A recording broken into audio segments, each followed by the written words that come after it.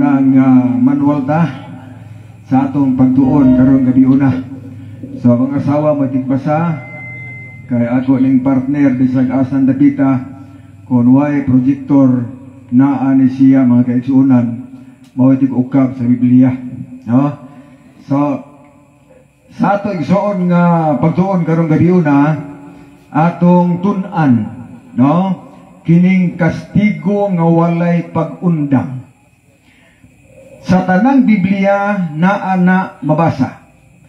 O niya ang atong pagtuon i-focus nato sa pinadayag kon Revelation kay mauni siya ang libro nga nagtudlo nato sa mga dangatan sa mga tao nga wala magtuman og balaod sa Ginoo.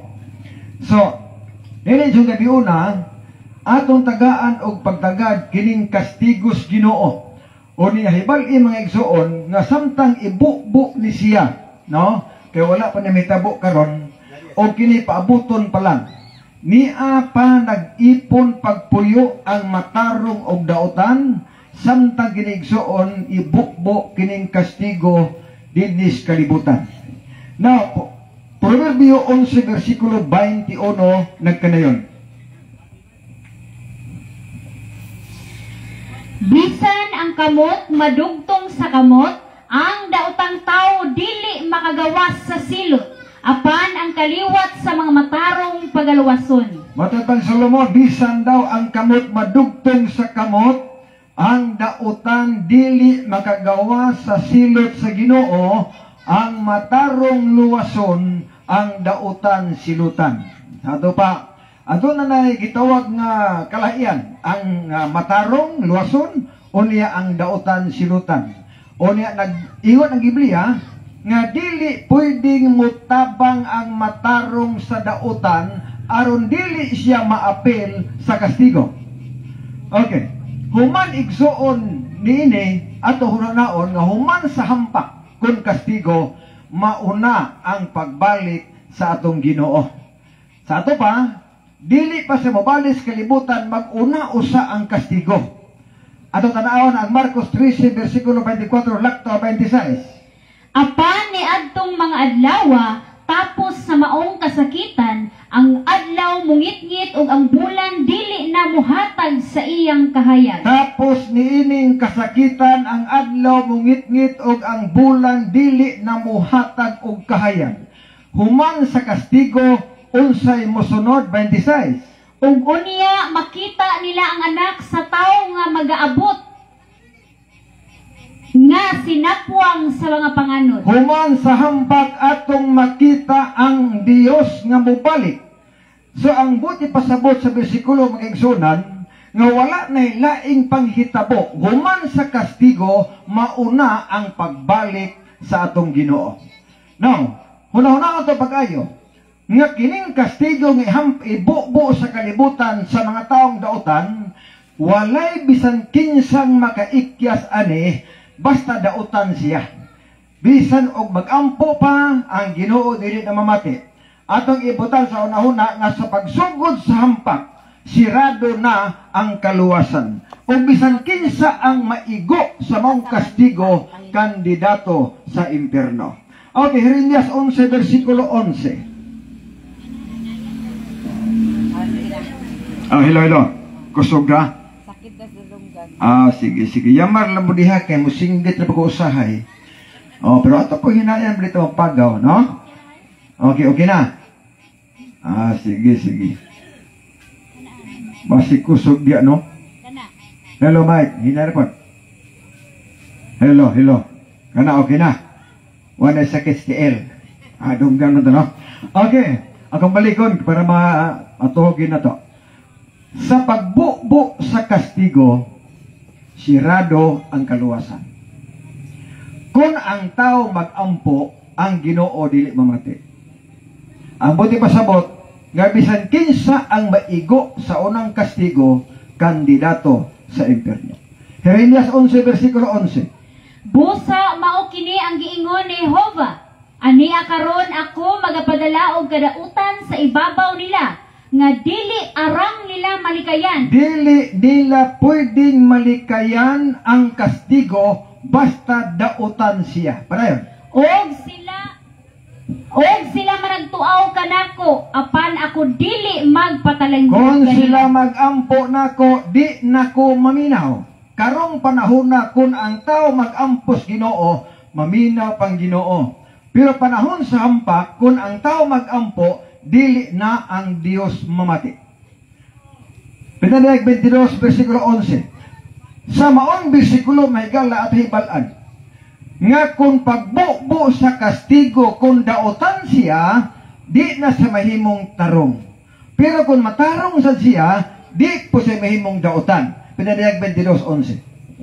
Ang mamumuhat og dautan pabuhata gihapon siya dautan. Kung siya dautan, padayon sa pagkadautan. Sunod. Og ang mahugaw papadayuna gihapon siya sa pagkamahugaw. Kung siya naglunang sa sala sa paghugahugaw, padayon sa pagkamahugaw. Og ang matarong pabuhata gihapon siya matarong. Kung siya matarong, pirmi na siyang matarong. Og ang balaan papadayuna gihapon siya sa pagkabalaan. Kung balaan siya, pirmi na siyang balaan.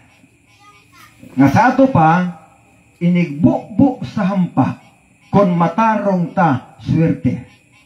Nga naman, di na ta mahimong dautan. Pero kung dautan ang tao, di malas. Kaya di na sa mahimong tarong. Okay. Ang pangutana. Nganong hampakon sa Dios ang tao? Hug 34, 26 o 27. Silutan niya ang makakasala at ubangan sa kadaghanan, kay wala naman sila musunod kaniya o mutuman sa iyang mga sugo. Na ay hinungdan. Silutan sa Dios ang tanang mga dautan at tubangan sa mga mata sa uban. Kinsa maning mata sa uban nga makakita sa mga dautan? Igsoon sugdian ta mo, ngayon igbubo sa kastigo, kung ikaw matarong kita ka sa imong kauban kung ihampak siya. Dili ginamalilong. Imong silingan, imong parente, imong bana, mga kabataan, kung wala sila mga lagad, kung ikaw ra ang nangalagad, pagbubo sa hampak, kita nimo sila nga magantos.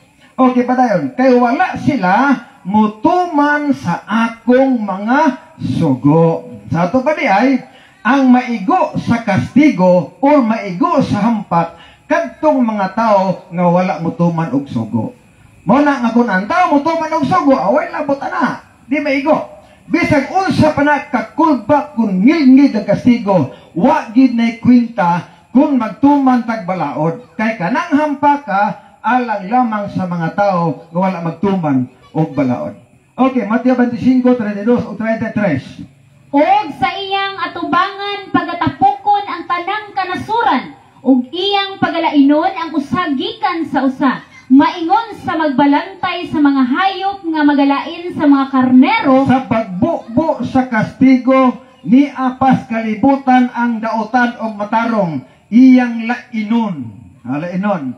Usaon paglain, mga kaigsuonan, ang buot ipasabot sa pulong paglain, bisan pag-imo siyang silingan, bisag imo siyang kauban sa panimalay, kung matarong tawa tay labot anak, kay kanang hampaka, alang lamang sa mga taong dautan. Okay, sugod na ta. Unsa ning kastiguha para masayod ta. Pinadayag 16, 1 og 2.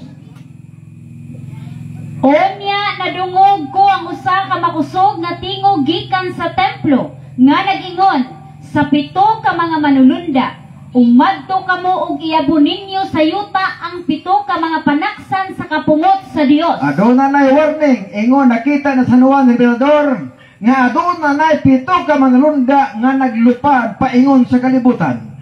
Og ang tuyo mao ang pagbubo sa kastigo. Unsa ning kastigo? 2. Og milakaw ang nahaunang manulunda og ang iyang panaksan iyang giyabo sa yuta. Giyabo sa yuta ang iyang kapungot. Unsay nahitabo? Ug unya dihay mangilad og mangutngot nga mga kabahong nga mitakboy sa mga taong na nagdala sa marka sa mapintas nga mananap og na nagsimba sa iyang larawan. Unang hampak. Kabahong. Dagko nga mga hubag. Sa amo sa litin, kajuang dito, kay G man dito god, litin, kajuang. Ari po kas Mindanao paniro, ang bot diri usingan kanang mga dagkong nuka. Okay, take note ha. Bisan kinsa nga maigo sa unang hampak nga kabahong, walay paglaom nga maluwas.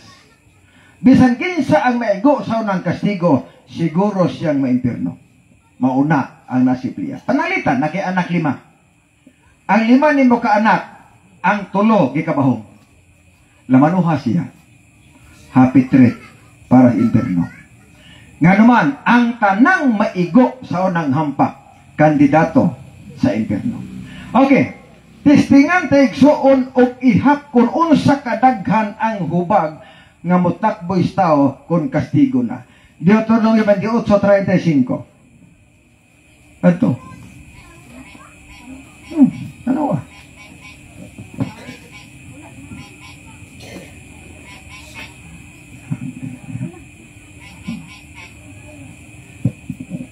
Deuteronomio 28:35. Sa nagibasa ko ning bersikulo ha, pertiga hadlukan ako. Nga naman, i-describe sa mga bersikulo nga ang kadaghan sa hubag nga mutakboy tao dili matabang. Dayon. Pahubagan kamo sa Ginoo diha sa inyong tuhod og bitiis, og maputos kamong hubag gikan sa ulo ngadto sa tiil, og dili kamo mamaayon niini. Daghan gamay. Pitidaghan na. Ang tibuok lawas maputos sa hubag. Niingon ang bersikulo, dili ni pwedeng maayo.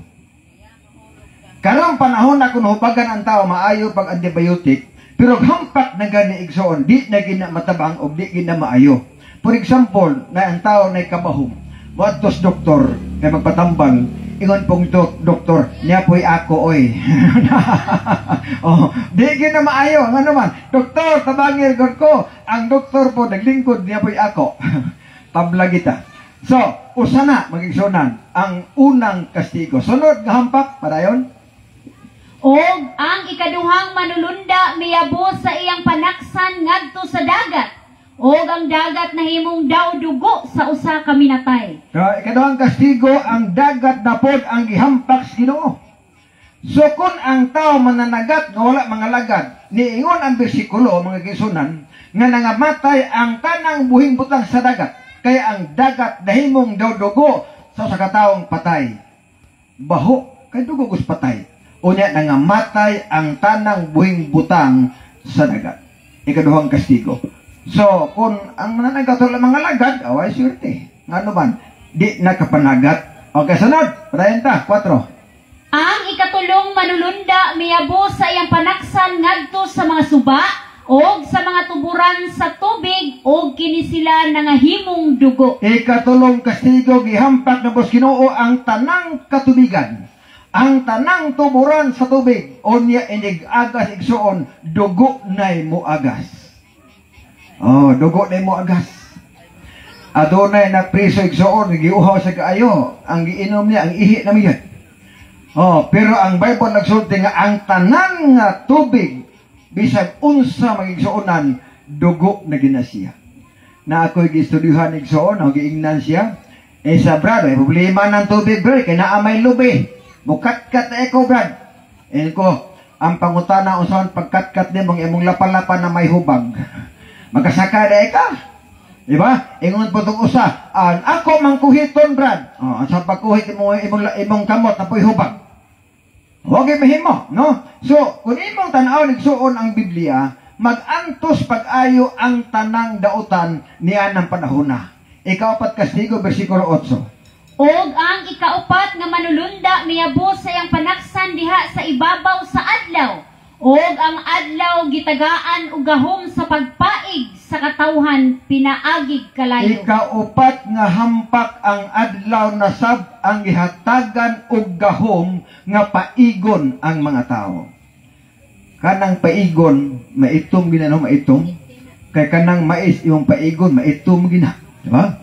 O niya ang Biblia nagsulti, nga kung karong panahon na igsuon, kung kinilang alas 12 karon, kaya pa na bisag bata. Di ba? Pero kung tagaan o gahom sa Ginoo ang adlaw sa pagpaig, ang pangutana, pila man kapilo ang kainit sa adlaw. Isaiah 30:26. Labot pa ang kahayag sa bulan mahisama sa kahayag sa adlaw. Ang kahayag sa bulan sama na sa kahayag sa adlaw. Sunod. Og ang kahayag sa adlaw pagapiluon sa 7 kapilo. Ang kahayag sa adlaw 7 kapilo. Ingon sa kahayag sa 7 kaadlaw. Sa ato pa, 7 ka alas 12. Sa adlaw nga si Jehovah magabaat sa samad sa iyang katawhan og magaayo sa labod sa ilang samad. So ang Biblia, no, kung karon na igsuon nga alas 12, di okay ra man na. Apan ang Bible nagsulti nga 7 kapilo ang kainit sa adlaw, kinsa may makaagwanta na. Karon unsaon pagpruiba nato nga panahon sa hampak sirado na ang kaluwasan kung dautan siya, dautan na yun. Nia ang attitude, dia ang kinaiya sa mga tao gihampak. Versikulo 9. Og ang katawhan nangapaig sa labihang kainit. Ang mga tao nangapaig sa grabing kainit unsay ilang gibate. O na nagpasipala sila sa ngalan sa Dios nga may gahom sa ibabaw nining mga hampak, apan wala sila managhinulsol ni maghatag kaniyag himaya. Mauna ang akong giingon ganina sa bersikulo nga ang dautan na gyud, ang matarong na gyud. Nga naman kay bisan pag naigo sila sa hampak nga 7 kapilo ang kainit sa adlaw, bisan pag nangapaig sila na malikas lang gihapon. Og wala sila maghinulsol. Nga naman igsoon niya ang punto. Panahon sa pagbukbo sa hampak, ang trabaho sa balaan nga espiritu ni hunong na, ni undang na. Buti pasabot, nga ang tao dili na siya makahuna-huna pag hinulsol or pagbasol, tungod kay ni withdraw na ang balaan nga espiritu. Karong panahon na igsoon, naa pa nato ang balang espiritu, naapas tao, so ang tao kung siya magbuhat og sala, adunay mo pahinumdum niya, kabantay mo nga magilti ta, o niya naabor na mo sulti nga ayog buhatan na kay dautan na siya. So karong panahon na. Pero panahon sa pagbukbo sa hampak, ang balaan nga espiritu buhawa na sa tao. Mo nang giingon din nga ang dautan na gyud, ang matarong na, o niya ang balaan na siya. Mauna igsoon. Yes. Ang ikalimang manulunda miabo sa iyang panaksan diha sa ibabaw sa trono sa mapintas nga mananap, og ang gingharian niini gitakyapan sa kangitngit, og ang mga tao na nagpamaak sa ilang mga dila tungod sa kasakit. Okay, human sa kainit nga 7 kapilo, branaaw ang kalibutan, ningit-ngit ang kalibutan. Apa nagantos gihapon ang taong dautan sa mga paso, kagutom ug sa kasakit. Kay man wala mawala ang kastigo o ang ilang hampak na nadawat mga kaigsuonan. Okay, sunod 18, 19. Og midason ang mga pangidlap sa kilat, og ang makusog nga mga kagahog, og ang mga paglipak sa dalugdog. Okay, biabot ang kilat, linog, lipak og dalugdog. Sunod. Og ang usa ka dakong linog nga wala pay ingon sukad, may tao nga nagpuyo sa yuta. Nilabihan gayud kadako ang maong linog. Nisunod ang grabing dako ang linog nga sukad masukad, wala pay tao nga nagpuyo sa yuta. O gumikan sa pagkadako sa linog, nagguba o nagunog ang tanang syudad. Brian. Ang bantugang syudad nabuak sa 3 ka bahin, ug ang mga syudad sa kanasuran nangagun-og. Ang tanang syudad sa kalibutan guba na. Mauna ni ang katumanan sa sulti ni Kristo. Kabantay mo sa Mateo 24:1-3, gitudlo in Jerusalem. Pag tulo sa Jerusalem, ingon ng Ginoo, moabot ang panahon nga wala unyay mahibilin nga pinatong sa bato nga di nako tumpagon. So ang pati pasabot nga gisulti daan ni Kristo nga moabot ang panahon nga magguba ang tanang nasod or syudad or mga balay sa kalibutan. Matuma na siya panahon na hampak. Tungod kay panahon sa kastigo, walay mubarog nga building.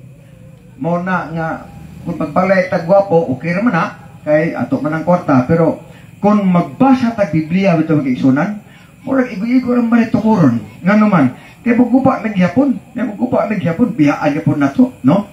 So, ingon ana, parenta. Sunod, versikulo 21.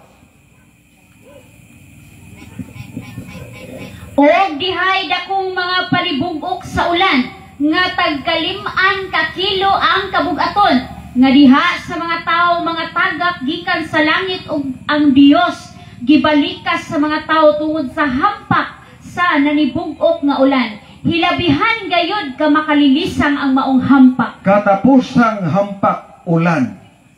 Ulan og yelo ice. Problema lang sa ulan kay ang lusok 50 kilos ang gibugaton. Patay din. Ang murag buhi man, kabalikas man gyapon. Kabalikas pa gani. Ilang gibalikas ang Dios tungod sa panibugok nga ulan nga 50 kilos. Hinamdumi magigsunan nga panahon sa hampak walay mamatay nga dautan.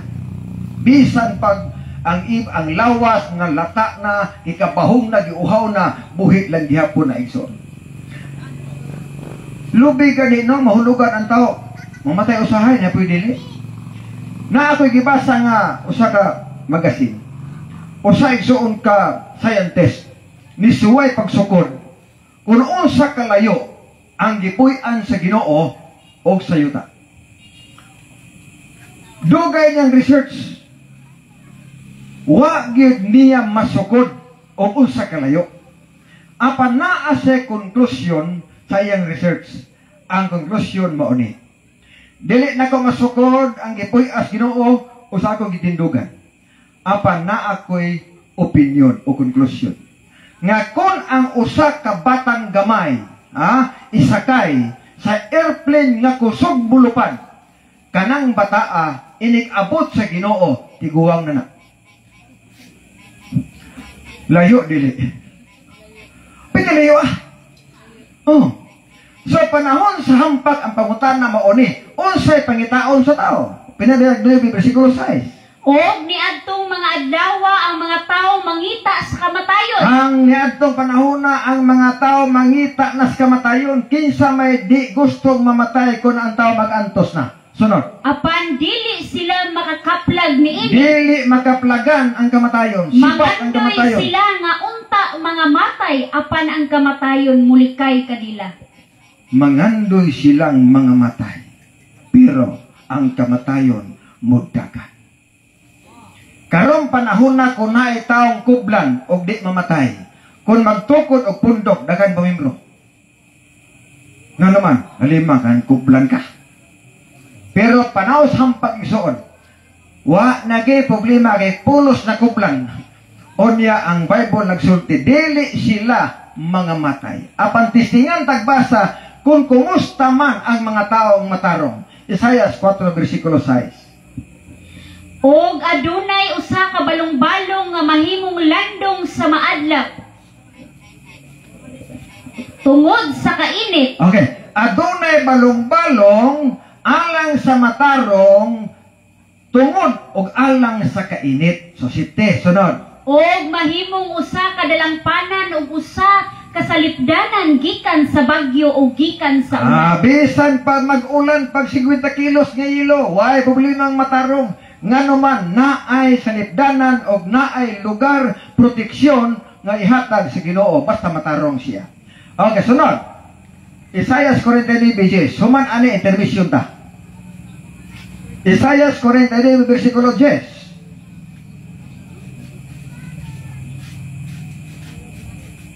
Og sila dili pagagutomon ni pagauhawon. Tanaw wala, iyon ang Ginoo. Ang tanang matarong walay gutom ug walay kauhaw. Sunod. Ni ang kainit ni ang adlaw muhampak kanila. Ang kainit sa adlaw nga pito kapilo dili na kadulot sa matarong. Sunod. Kay siya nga adunay kaluoy kanila magamando kanila. Kay ang Dios nagbando kanila basta matarong ang tao. Bisan ubay sa kasapaan sa tubig siya magamando kanila. Tultulan sa Ginoo sa tubig busa ang matarong walay uhaw.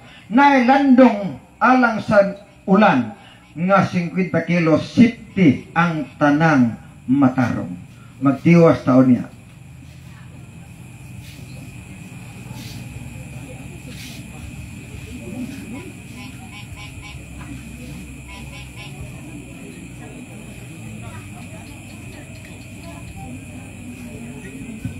Nai mo kanta? Sige, sige.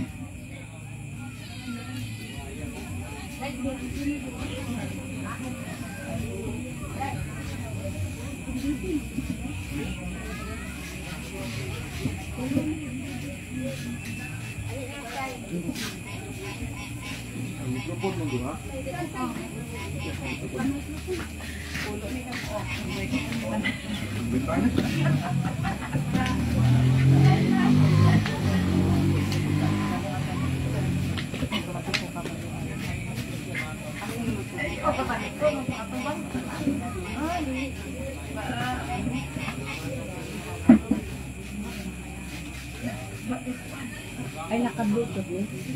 Isa naka-bluetooth. Wala naka-connect. Naka-connect kasi wala.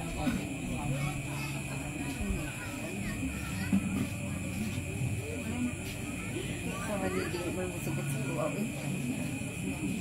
Ato na lang yung microphone.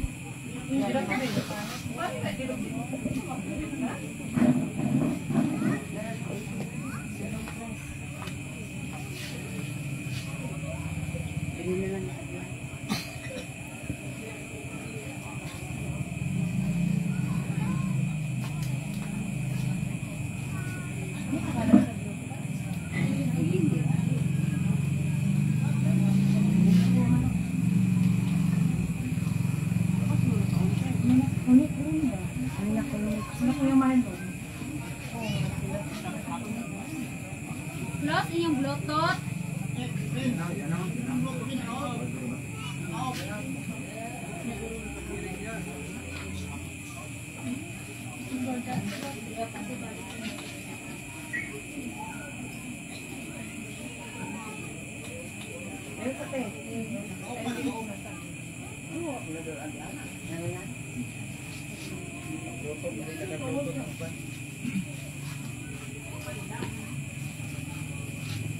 Naka-off ni siya tani.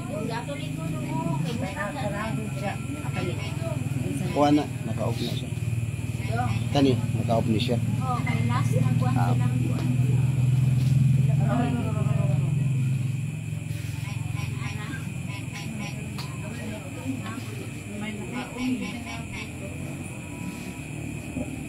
Kisang sir, si Sir Ewing, basi naka-on iyang Bluetooth. Nakaon mo. Di ang last kay sila magkuan na og last ko sila ano song ba. Nabot man nila. Dako na lang.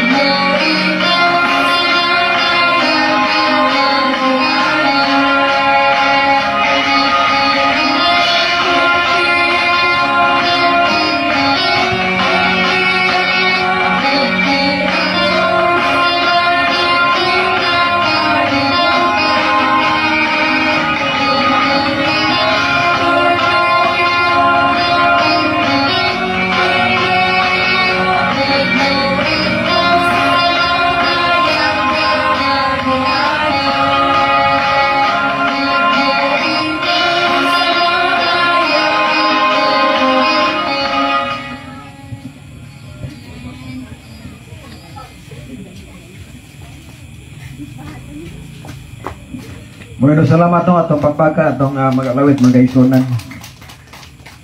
Okay, so padayon ta. Kay hapit na mahuman sa itong lektura karon gabi una. Okay. Atong ibasa kanina nga ang mga tao mangita nas kamatayon, dili sila mamatay. Ang pangutan na mao ni kanus aman sila patya o kinsa ang mupatay. 2 Tesalonica 2 versikulo 8. Ug unya o galing ang masupilon iga padayag na o pagapatyon kini sa Ginoong Hesus pinaagi sa ginhawa sa iyang baba o pagalaglagon kini pinaagi sa pagpadayag sa iyang pag-abot. Diyara. Sa ato paigsoon pagbalik sa Ginoo, adunay duha ka matang nga buhi nga maabtas Ginoo. Buhi nga matarong o buhi nga dautan katong gihampak. Pag-abot sa Ginoo ay ra mga matay kadtong tanang dautan nga gihampak. Mao na nga sa atong kinabuhi magigsunan, di ta maghulat nga ang Ginoo muunag balik nato. Kinahanglan kitay unang mobalik. Kay kun ang Ginoo mo'y makauna, delikado magyon. Tungod kay sa diha dili pa siya balik sa kalibutan, humana ang tanang kaso sa tao na plastar na kinsa ang malangit o kinsa ang maimpirno. So ang tanang dautan pag-abot sa Ginoo patyon. Ang pangutana unsa kadaghan ang gipatay sa Ginoo. Jeremias 25:33. Niadtong adlawa ang mga lawas sa gipamatay sa Ginoo magkatag sa tibuok kalibutan. Niadtong panahona inig-abot sa Ginoo ang tanang gihampak nga iyang patyon. Niingon ang Biblia mukatag tibuok kalibutan ang mga patay. Walay magbangutan alang kanila o may muhipos ug mulubong sa ilang patayng lawas. Walay maghilak, walay maguol, walay muhipos ug walay mulubong. Matapag lubong tanighana. Magbuyod sila sa yuta sama sa nagkatag nga tae. Patay. Ang mga tao isuon ng panahon na mura nag mga tubol.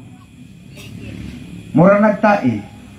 Walay muhipos, walay mulubong, o walay muhilak. Ang pangutana, ngano man nga wa may muhilak. Kung parinti ni mo diyan, hindi ka muhilak. Nga kini sa mga mataro o sa mga dautan naman ini.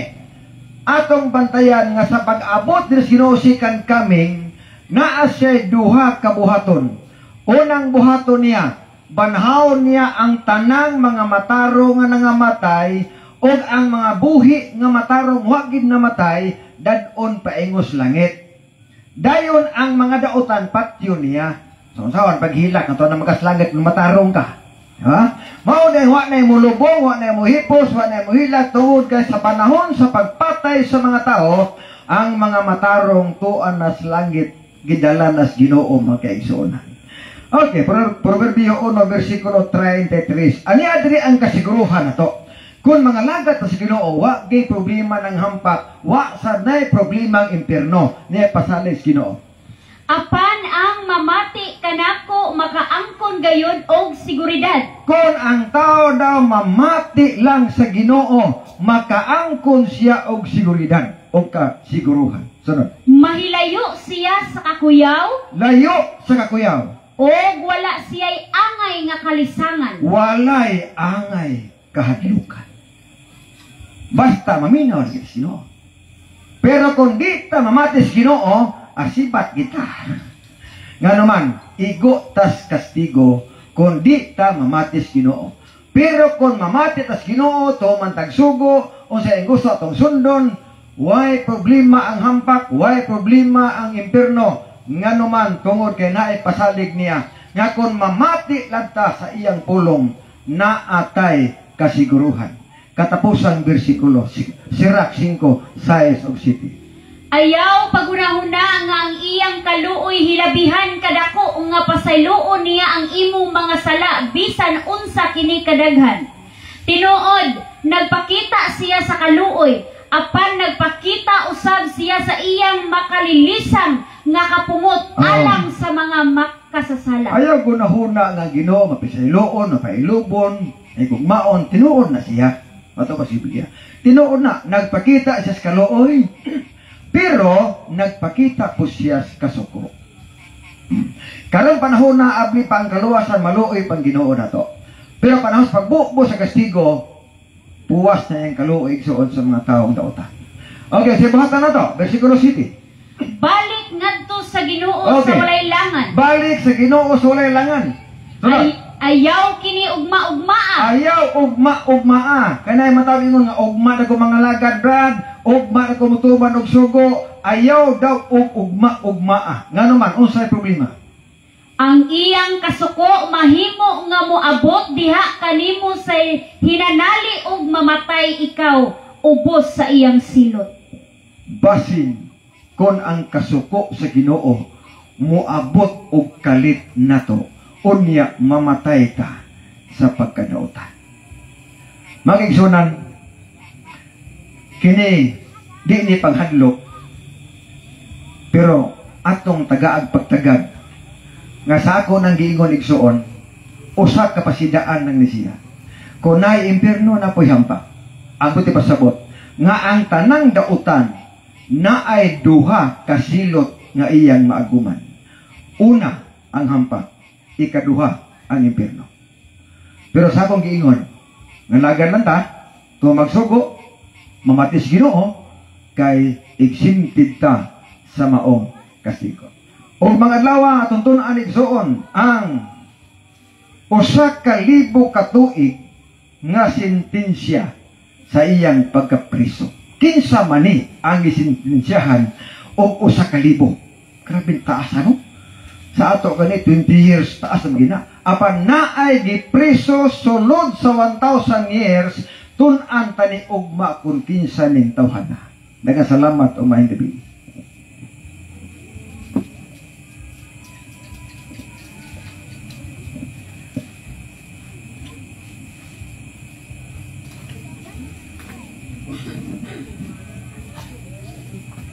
Dari kaki, bu masih makuan ka.